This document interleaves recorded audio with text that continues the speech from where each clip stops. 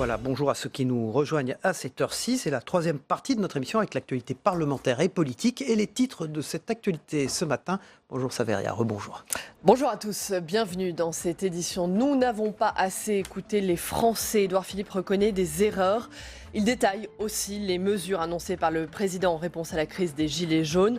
Les 100 € nets mensuels pour les salariés touchant le SMIC passeront bien par une hausse de la prime d'activité. Elle sera versée dès le 5 février. L'exécutif met donc en musique les mesures sociales annoncées par Emmanuel Macron cette semaine. Un projet de loi sera présenté mercredi en Conseil des ministres. Il sera examiné jeudi à l'Assemblée nationale, vendredi au Sénat. La majorité en appelle à la responsabilité des parlementaires pour voter rapidement le texte. Et dans ce contexte de crise sociale, de crise politique, qu'en est-il du renouveau démocratique ? Un colloque a été organisé au Sénat, objectif prendre le pouls de la démocratie et se servir de la grande consultation promise par Emmanuel Macron pour questionner la représentation nationale. Nous n'avons pas assez écouté les Français. Édouard Philippe reconnaît des erreurs dans une interview publiée ce matin. Il détaille aussi les mesures annoncées par Emmanuel Macron. Les 100 € nets mensuels pour les salariés touchant le SMIC passeront bien par une hausse de la prime d'activité. Elle sera versée dès le 5 février. Les détails avec Quentin Calmet. Nous avons fait des erreurs, nous n'avons pas assez écouté les Français. Une semaine après le président de la République, c'est au tour du Premier ministre d'esquisser un mea culpa dans la crise des Gilets jaunes. Édouard Philippe, qui détaille dans cette longue interview aux Échos la mesure emblématique pour le pouvoir d'achat, une hausse de la prime d'activité qui devrait concerner 5 millions de foyers. Tous les salariés célibataires sans enfants auront 100 € de plus jusqu'à 1 560 € net de revenus. Avec un enfant, une mère célibataire pourra percevoir la prime jusqu'à 2 000 € de salaire. Un couple de 2 enfants, dont l'un gagne le SMIC et l'autre 1 750 €, verra ses revenus augmenter de 200 €. Autre précision, le coût total des mesures annoncées la semaine dernière devrait s'établir à 10 milliards d'euros. De quoi alourdir le déficit qui devrait, selon Édouard Philippe, s'établir à 3,2% du PIB au lieu de 2,8%. Sur le volet politique, le Premier ministre s'est dit ouvert à une discussion sur le référendum d'initiative populaire réclamé par de nombreux gilets jaunes depuis un mois, mais pas sur n'importe quel sujet, ni dans n'importe quelles conditions. Une interview pour sortir de la crise donc, mais déjà, dans sa majorité, certains appellent à la prudence face à un éventuel acte 6. Pour moi, si la participation est moindre, les problèmes ne sont pas résolus pour autant. Les questions posées, sur lesquelles nous nous arrêtions il y a encore une semaine avec autant de soucis et de gravité, ces questions posées, elles sont toujours là. Et il importe qu'elles trouvent des réponses. Une interview pour rebondir et profiter de la baisse de la mobilisation. Mais les gilets jaunes, qui pour certains n'entendent pas baisser les bras, continuent d'occuper en région plusieurs ronds-points. Alors ces mesures, elles vont se traduire dans un projet de loi présenté dès cette semaine au Parlement. La majorité en appelle à la responsabilité des parlementaires pour voter rapidement ce texte. Je vous propose d'écouter Gilles Legendre, il était notre invité à l'instant.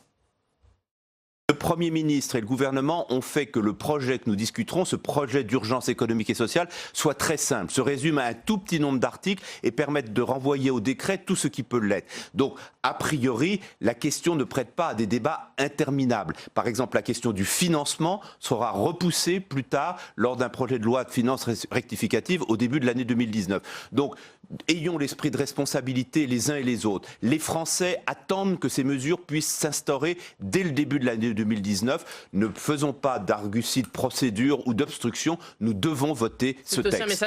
Voilà, Gilles Legendre dans le Territoire d'Info il y a quelques minutes. Tout de suite, c'est l'œil de rubrique habituelle dans cette émission. Bonjour Tam Tranui, journaliste à Public Sénat. Bienvenue sur ce plateau ce matin. Bonjour Cyril, bonjour Saveria. Bonjour Tam. Alors on va bien sûr parler ensemble de la façon dont les mesures d'Emmanuel Macron annoncées par l'exécutif vont se traduire dans la loi. Ça va se passer cette semaine et ça commence en fait dès cet après-midi avec les mesures qui concernent le SMIC et qui vont être discutées à l'Assemblée nationale. Et oui, on a compris avec l'interview d'Édouard Philippe aux Échos que sur cette annonce phare de l'exécutif, tout n'est pas du tout réglé. À partir d'une annonce simple d'Emmanuel Macron, 100 € de plus pour toutes les personnes au SMIC. On va arriver donc à un dispositif complexe qui table sur la hausse de la prime d'activité. Alors, qui est concerné. Est-ce que cette prestation va être plus automatique? Ça, c'est de l'ordre réglementaire, ça ne passe pas par le Parlement. En revanche, le gouvernement doit passer par le projet de loi de finances 2019 pour avancer dans le temps la hausse de la prime d'activité. Cette hausse, elle était initialement prévue pour avril. Hier, Édouard Philippe l'a avancée pour le 5 février. Et ça va être inscrit dans le PLF 2019, discuté cet après-midi à l'Assemblée nationale, comme cela a d'ailleurs été le cas déjà la semaine dernière au Sénat. Alors, et pour les autres annonces d'Emmanuel Macron, là, elles vont être dans un autre texte qui, lui, va être examiné en Conseil des ministres mercredi, et puis Assemblée nationale et Sénat jeudi et vendredi. Alors, ce qu'on sait déjà de ce texte, c'est qu'il devrait comporter 5 articles sur la CSG, la prime de Noël exemptée de toute cotisation ou encore la défiscalisation des heures supplémentaires. Alors, on va prendre dans l'ordre. Emmanuel Macron avait annoncé que les retraités touchant moins de 2 000 euros n'auraient pas à subir la hausse de la CSG. La semaine dernière, au Sénat, le secrétaire d'État Olivier Dussopt a donné la traduction technique de cette mesure. Sont concernées les personnes seules percevant moins de 22 500 euros par an et environ 34 000 euros pour un couple. On parle du revenu fiscal de référence. Et hier, dans son entretien aux Échos, Édouard Philippe a vendu, lui, cette mesure politiquement. Avant, 60% des retraités subissaient la hausse de la CSG. Désormais, ça sera seulement 30%. Et alors, sur les autres annonces, la prime de 1 000 euros et les heures supplémentaires, est-ce que là, on en sait plus également? Alors, la prime de Noël, elle sera totalement défiscalisée jusqu'à un montant de 1 000 euros pour une personne qui gagne moins de 3 fois le SMIC. Et puis, sur les heures supplémentaires, en plus d'une suppression des cotisations, ça c'était déjà prévu de longue date, il va y avoir une défiscalisation pour un gain, dit le Premier ministre en tout cas, d'environ 400 euros par an en moyenne. Tam, dernière question, comment travaille le Sénat sur ce projet de loi? Eh bien, le Sénat, il travaille comme l'Assemblée nationale, c'est-à-dire dans la super urgence. Le rapporteur, ça va être Jean-Marie Van Lerenberg. Il est UC, rapporteur général du budget de la Sécurité sociale.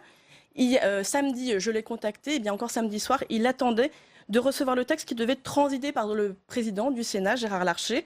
La méthode, elle est inédite, c'est de négocier directement avec son homologue de l'Assemblée pour arriver à un accord.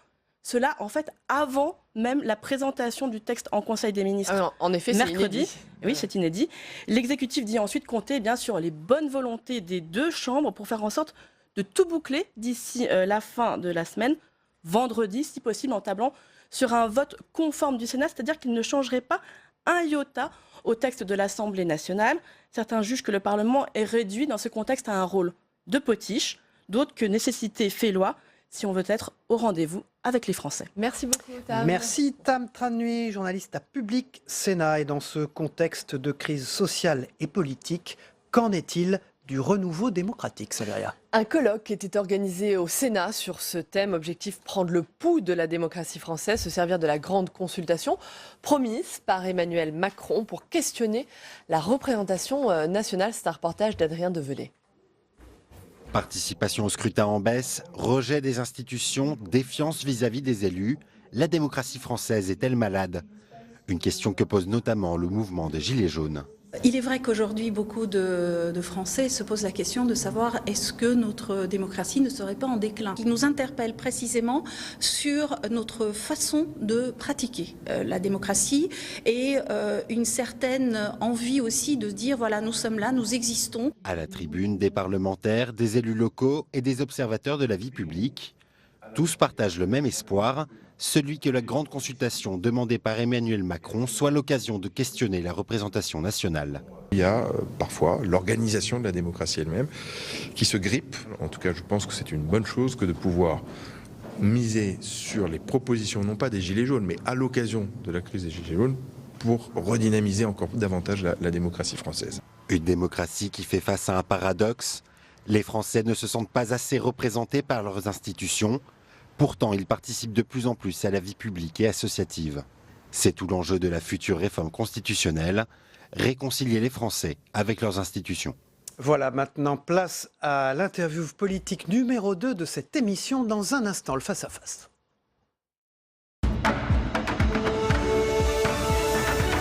Et nous accueillons Roger Carucci, sénateur Les Républicains des Hauts-de-Seine ce matin sur ce plateau. Bonjour Roger Carucci. Bonjour. Bonjour Roger Carucci. Édouard Philippe reconnaît des erreurs ce matin, des erreurs. Est-ce que c'est comme ça que vous jugez la façon dont l'exécutif a géré cette crise des Gilets jaunes ? Les fautes, pas les erreurs, les fautes datent d'avant la crise des Gilets jaunes. L'espèce de sentiment de tout savoir, de tout pouvoir faire, de mépriser un peu tous les corps intermédiaires et les classes modestes, ça s'est vu pendant 18 mois. Ensuite, la gestion des Gilets jaunes, oui, a été calamiteuse, parce que le gouvernement aurait acté les demandes, par exemple, du Sénat. Il y a un mois, les choses ne se seraient pas durcies, n'auraient pas été aussi loin, on aurait évité les violences et les images catastrophiques au niveau international. Et je pense qu'en plus, ça aurait coûté moins cher, parce qu'il n'aurait peut-être pas fallu lâcher autant, il y a un mois. Maintenant, c'est sûr qu'on a laissé le mouvement déraper. Quand ça dérape, on le sait bien, c'est beaucoup plus cher pour rétablir le calme. Alors ça, c'est pour le jugement sur la façon dont l'exécutif a géré cette crise. Entre-temps, l'exécutif a annoncé des mesures, notamment ce gain de 100 € net pour le SMIC qui passera par une hausse massive de la prime d'activité. Elle sera effective le 5 février. Cette hausse, c'est ce qu'a expliqué Édouard Philippe dans son interview publiée hier soir dans Les Échos. Cette hausse ne concernera donc pas tous les salariés au SMIC. Est-ce que c'est la bonne façon de faire ? Alors le gouvernement est censé, on va voir le texte qui sera adopté en Conseil des ministres, le gouvernement est censé trouver une solution pour ceux qui ne seraient pas concernés par la prime d'activité, de manière à ce que l'ensemble de ceux qui sont au SMIC puissent avoir cette hausse de 100 €. On verra bien quelle est la mesure trouvée. C'est un peu compliqué, il faut reconnaître que si on avait pris... usine à gaz. Usine à gaz, peut-être pas, parce que les gens sont maintenant habitués à la prime d'activité, mais...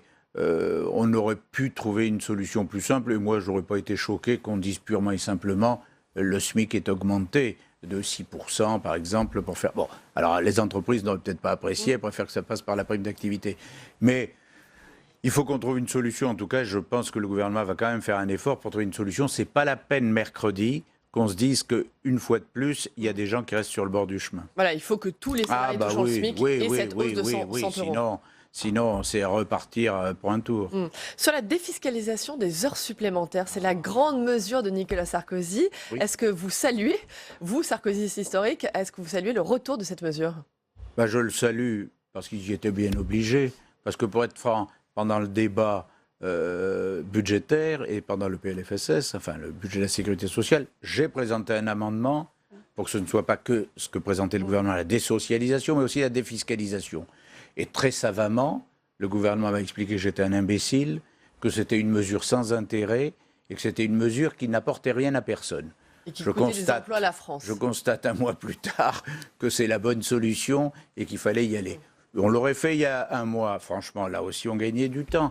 Et c'est pas écouter l'opposition qui rend fou, hein. C'est souvent n'écouter personne. Roger Karoutchi, je l'ai dit, vous êtes un Sarkozy historique. Nicolas Sarkozy a visiblement été écouté, très écouté par Emmanuel Macron. Est-ce que vous saluez l'influence de l'ancien président sur l'actuel président ? Sur la mesure de la défiscalisation, sûrement. Sur le reste, je pense que Emmanuel Macron ferait bien effectivement d'écouter davantage Nicolas Sarkozy. Je n'ai pas de souvenir de Nicolas Sarkozy disant qu'il fallait traverser la rue pour trouver un job ou qu'on ne traitait que les premiers de cordée. Donc, oui, si le Macron nouveau est plus sur la ligne Sarko, c'est-à-dire plus dans l'empathie avec les gens, dans la considération et tout, ce sera une bonne chose. Mais attendons de voir, parce que on est toujours un peu surpris. Depuis quelques jours, la majorité En Marche en appelle à la responsabilité des parlementaires de gauche comme de droite pour voter rapidement le texte qui va donc être présenté cette semaine. Est-ce que vous allez le voter ? Quelle va être l'attitude de la droite sénatoriale lors de l'examen du texte ? Je remercie infiniment En Marche de se rappeler qu'il y a un Parlement. Et je souhaite que le gouvernement s'en souvienne aussi, parce que d'habitude, c'est plutôt, on n'en a pas grand-chose à faire, ni du Sénat, ni du Parlement en général. On fait ce qu'on veut. Moi, je voterai, oui. Parce que dans les périodes de crise ou pour les sorties de crise, il ne faut pas donner le sentiment qu'on vient mégoter. On réglera les choses. Par la suite, il y aura forcément un collectif budgétaire, il y aura forcément du temps au mois de janvier pour râler sur le fond. Mais là, dans l'urgence, il ne faut pas donner le sentiment aux Français que d'un côté, le gouvernement prend enfin quelques mesures pour calmer le jeu et que de l'autre côté, le Parlement ne fait pas le job ou retarde par des combats d'arrière-garde ou partisanes. Donc vous le Non, votez. je le vote. Moi, je le voterai. amendement, les parlementaires ne doivent pas déposer d'amendement. On va voir. Le fait est On que signe un blanc-seing pour le gouvernement.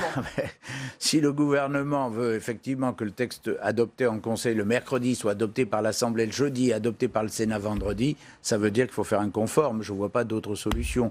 Je ne dis pas que c'est plaisant pour le Parlement, mais il faudra que le gouvernement se souvienne que le Parlement lui a grandement rendu service. Vous appelez vos collègues, les autres élus à cette responsabilité et à voter Moi, le je texte. pense qu'il faut qu'avant le départ des vacances de Noël, les Français se disent les mesures annoncées seront, même si pour nous, ça ne va pas assez loin.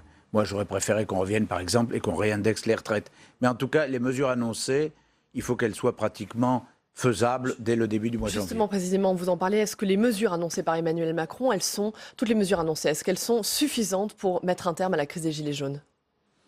À la crise des Gilets jaunes, je ne sais pas, parce que les Gilets jaunes ont beaucoup de revendications tellement diverses qu'on ne sait plus très bien auxquelles il faudrait répondre. Moi, je pense surtout que, par exemple, c'est bien d'avoir rehaussé le niveau de CSG en augmentation sur les retraites, mais il aurait fallu réindexer. De la même manière, il faut faire un effort sur l'ensemble. La défiscalisation va dans le bon sens. Il y a un débat général à avoir sur les gens qui sont ou en assistanat ou juste à la limite du SMIC. Et c'est vrai qu'il y a un débat général sur la société française et son équilibre. Ce n'est pas dans ce cadre-là qu'il peut avoir lieu. Ce n'est même pas dans les mesures qui ont été annoncées. J'attends de savoir ce qu'on va faire. Et pour être tout à fait franc avec vous, j'attends plus de mesures sociales du grand débat jusqu'au 1er mars, plus de mesures d'équilibre et de justice que l'espèce de parcours à l'après-vert sur les mesures politiques. Alors les entre mesures toutes les politiques, mesures. c'est quoi le référendum d'initiative citoyenne? Quelle est votre position là-dessus? Édouard Philippe, le Premier ministre, dit qu'il y aura un débat là-dessus. Il peut y avoir un débat. Dans l'article 11 de la Constitution, on a inscrit un référendum d'initiative populaire. Bon, ça n'a absolument pas marché. En 10 ans, 9 ans depuis l'application, je crois que personne ne s'en est réellement saisi. Alors moi, je veux bien qu'on dise « Ah ben non, mais ça ne va plus s'appeler d'initiative populaire, ça va s'appeler d'initiative citoyenne ». Mais si on dit il faut 500 000 signatures, il faut 10% des parlementaires, etc., ça n'aura rien. Et quant à ce que j'entends dans les débats de gens qui disent on doit pouvoir faire un référendum d'initiative citoyenne pour révoquer un député, pour dire au président de la République va-t'en et tout. Bon, on peut faire du grand n'importe quoi, mais la démocratie, ça existe. Il y a 45 millions d'électeurs inscrits en France. 45 millions.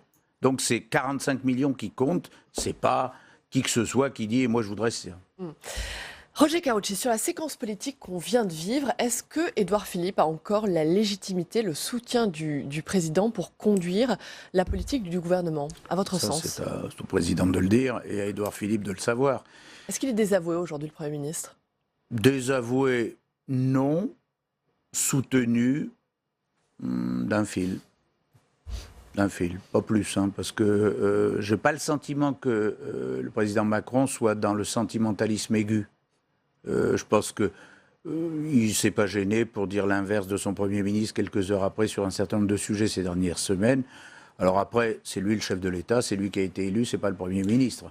Mais le Premier ministre, on le sait bien, dans la Ve République, est aux ordres du président de la République. Vous pensez qu'il est encore possible de réformer le pays, de conduire, que le gouvernement va pouvoir conduire une politique de réformer pendant ce quinquennat, où la crise des Gilets jaunes a mis un terme à la volonté réformatrice d'Emmanuel Macron? En tout cas, ça a cassé l'allant. Ça, c'est clair que Emmanuel Macron ne peut pas se comporter comme il s'est comporté. Il ne peut pas essayer de faire croire au monde entier, en faisant la leçon et la morale à la terre entière, qu'il a encore la main.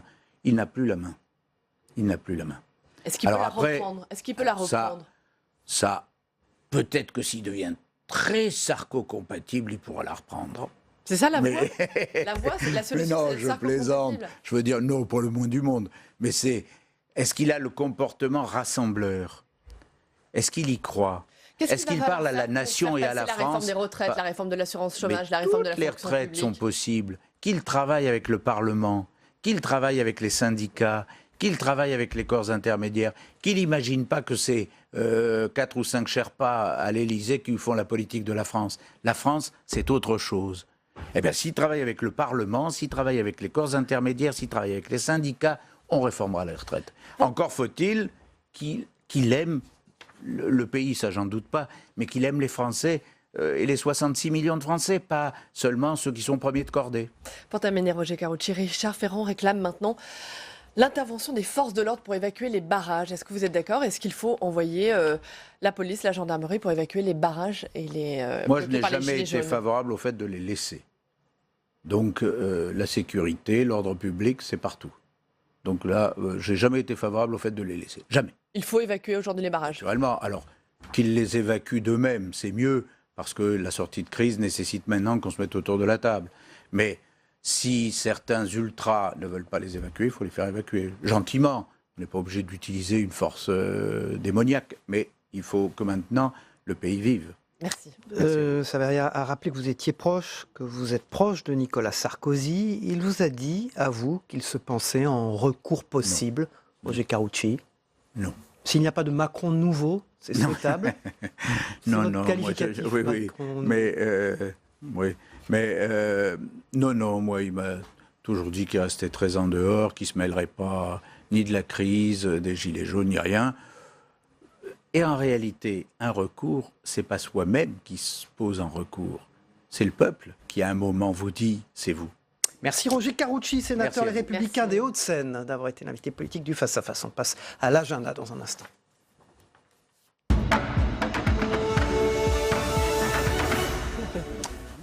Au revoir Monsieur Karoutchi, merci. Voilà, à suivre à l'agenda dans un instant. Alors aujourd'hui, dès 15h, il faudra suivre un débat sur la suite de la réunion du Conseil européen des 13 et 14 décembre, la semaine dernière. Demain, à 16h45, à suivre bien sûr la séance de questions d'actualité, à suivre en direct et en intégralité sur notre antenne. Et puis vendredi, on l'a dit, on en a parlé, le grand temps fort de cette semaine, c'est l'examen donc du projet de loi du gouvernement qui va comprendre donc toutes les mesures sociales annoncées par Emmanuel Macron lundi dernier. Voilà, on passe tout de suite aux unes de la presse quotidienne régionale et certains sites numériques de celle-ci dans un instant. Voilà, on commence avec l'interview d'Édouard Philippe dans Les Échos, Saveria. Voilà, on en a parlé, nous n'avons pas assez écouté les Français. Édouard Philippe reconnaît des erreurs dans cette interview. Paru ce matin, il détaille aussi les mesures annoncées par Emmanuel Macron en réponse à la crise des Gilets jaunes, 100 € net mensuels pour les salariés touchant le SMIC qui passeront bien par une hausse de la prime d'activité versée dès le 5 février. Et puis le déficit public, il sera de 3,2% en 2019. Voilà, et eux aussi ont souffert. C'est la casse du siècle à la une de la Provence. La casse du siècle, c'est la casse des radars, des centaines de radars vandalisés, brûlés. Au total, la moitié des radars automatiques installés en France, 250 auraient été détruits, 1500 vandalisés. La région PACA est particulièrement touchée. Après ces destructions, 2 inconnus, le coût des réparations, il sera astronomique, mais aussi la question de la sécurité routière. Alors que les vacances approchent, la facture, elle se chiffre déjà en millions d'euros. À cela s'ajoute un important manque à gagner pour l'État, généré par la chute du nombre de flashs. Voilà, à la une du Courrier de l'Ouest, qui est un des journaux du groupe Ouest France. Voilà, une semaine décisive pour les commerces. Le mouvement des Gilets jaunes a eu un impact important sur l'activité des commerces. Quel est le manque à gagner? Vont-ils pouvoir rattraper ce manque à gagner? Tout se joue cette semaine. Pour les petits commerces, on estime la baisse du chiffre d'affaires entre 40 et 70% selon les corporations. Francis Palombi, qui est le président de la Confédération des commerçants de France, il explique que l'impact global sur l'économie n'a pas encore été précisément chiffré. Ça pourrait coûter jusqu'à 0,1 point de croissance. Ça, ce sont les estimations de Bruno Le Maire, le ministre de l'économie et des Finances. Voilà, et il existe aussi les versions numériques de la presse quotidienne régionale. C'est le cas ce matin avec les DNA, les dernières nouvelles d'Alsace, avec évidemment l'hommage à Strasbourg ce matin. Voilà, c'est à lire, donc vous l'avez dit dans la version numérique des dernières nouvelles d'Alsace, la résilience collective à Strasbourg avec ces images d'un hommage en mémoire des victimes. Hier, place Kléber, 1500 personnes se sont recueillies avec une émouvante minute de bruit et non une minute silencieuse. On a appris hier soir qu'une 5e personne a succombé, elle, à ses blessures. C'était hier soir. Le maire de la ville, Roland Ries, a lui participé à cet hommage. Il était présent, il a pris la parole. Il a déclaré la présence samedi d'une foule très nombreuses dans les allées du marché de Noël, a constitué une illustration de notre attachement à ce socle de valeurs sur lequel repose notre vivre ensemble que nous continuerons à défendre contre tous ceux qui veulent l'attaquer. Et nous vous conseillons de consulter les sites internet de la presse quotidienne régionale. Ils sont fort bien faits. Si vous n'appartenez pas donc à la zone où ils sont diffusés, ces quotidiens, vous pouvez avoir accès à leurs articles. C'est la Bretagne qui est réunie à la une de Presse Océan ce matin, Saveria. Le département vote ce matin le rattachement de la Loire-Atlantique à la Bretagne. Les élus de Loire-Atlantique, rattachés au Pays de la Loire depuis 1956, vont se prononcer aujourd'hui sur un retour ou non dans le giron administratif breton. Ils pourraient même décider d'un référendum sur la question. Merci beaucoup, Saveria. On vous retrouve demain pour la troisième partie parlementaire et politique de l'émission. L'invité politique demain, c'est Stanislas Guerini. C'est le nouveau patron, le délégué général de La République En Marche, qui sera en direct sur ce plateau avec nous demain matin. Dans un instant, c'est la météo des territoires, le temps qu'il fait en France, mais aussi dans les territoires français, d'Amérique, du Pacifique, des Caraïbes, de l'océan Indien. Il ne faut jamais les oublier. Et c'est la seule météo sur le canal 13 de la TNT qui relate le temps qu'il fait dans ces territoires français. Puis ensuite, ce sera le Zap Matin de Christophe Combarieux, ce qui s'est passé dans les journaux télévisés hier soir, dans les émissions politiques également hier soir, et dans les matinales d'infos ce matin autour de nous. Voilà, merci de votre fidélité. Merci Saveria, très bonne journée et à demain. Au revoir.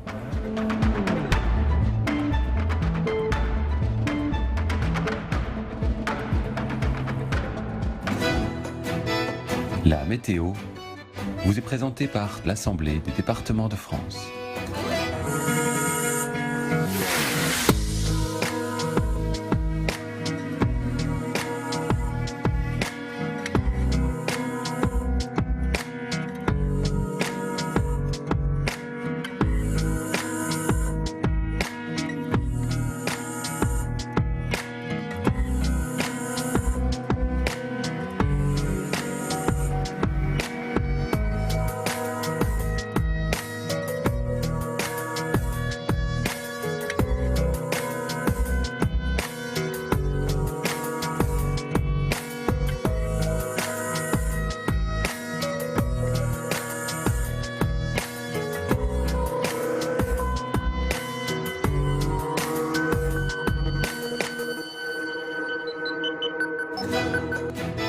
C'était la météo avec l'Assemblée des départements de France.